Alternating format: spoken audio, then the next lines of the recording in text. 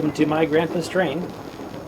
Today I'm not at the workbench or in the train room, I'm out in my garage. I'm really short on time this week, so I just wanted to make a really short video, and I thought I would show you something related to steam engines. I'm working on getting the Marx locomotive finished up and painted, and I got the stripes on the sides completed, so I'm just doing the stripes on the nose, and they're going to turn out really nice, I think. So while that paint is curing, let's take a look at this.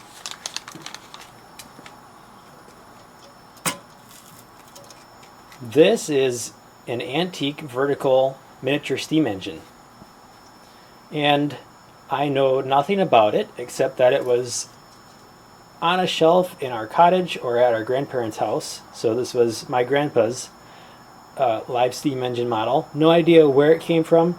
There is no markings on this as far as a brand. It's quite rusty, and I would not trust putting fire in this and a boiler. It probably leaks, and I don't want to have a fire risk right now, but I'll test it out a little later with compressed air. But I'll just show you a little bit here and there of how this is set up. So underneath, this is a kerosene wick and burner, so you'd fill this with fuel of whatever kind, and then there's the wick adjustment on the top, still works. And then that also serves as the base. And then underneath you can see the where the flame would go up inside the boiler and then exhaust out the top. I don't know if you can see quite through it on the camera. You might be able to see that way too. So I'll put the base back on.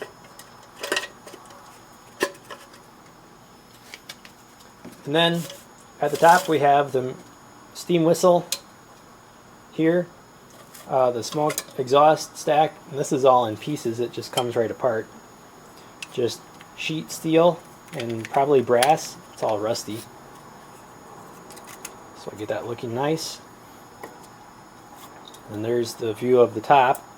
So this is the fill port on this side, and it also doubles as the safety valve. So this little bitty lead weight, if there's too much pressure in the boiler, pressure will just push that weight out.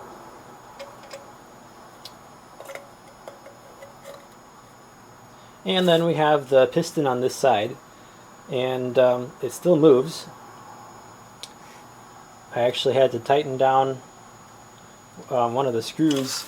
The screw on this side has a spring on it to hold the piston in place, and then the steam comes down this little copper tube and goes in one side, and then it exhausts out the other hole. Same down on the bottom. You can see on this side there used to be a water glass that has been removed, probably because it leaked and then soldered over. And a while ago I actually looked at it and freed up the movement. Well, I'm actually going to run this off compressed air. So I have my small air compressor hooked up ready to go, and the air valve leaks a little bit. I think what I'll do is I'll take this off. It'll make it easier to get the air in. This happens to fit pretty nicely inside. And get it from there. I think I'm going to have to tighten that down again. Pressure probably. So what happens is if there's too much pressure in it, it'll actually bend it sideways and pop it right off the shaft. Alright, so I adjusted the piston bolt on this, and I also adjusted the pressure on the air compressor. It was a little bit too high and I was blasting it right off. So now let's take a look and see how this thing operates.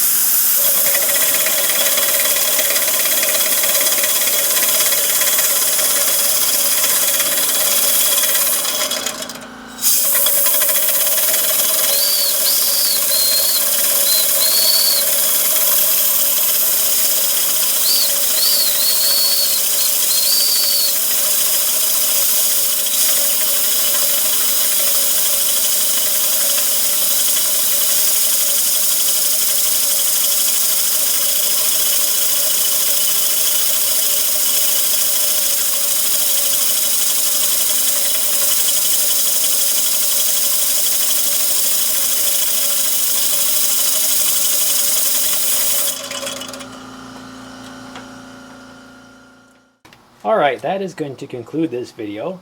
I hope you enjoyed this look at this sort of odd little antique steam engine.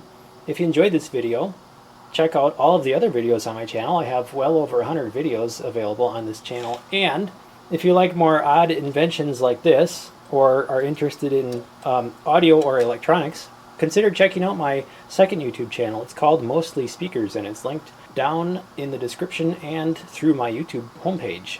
Until next time, thanks for watching.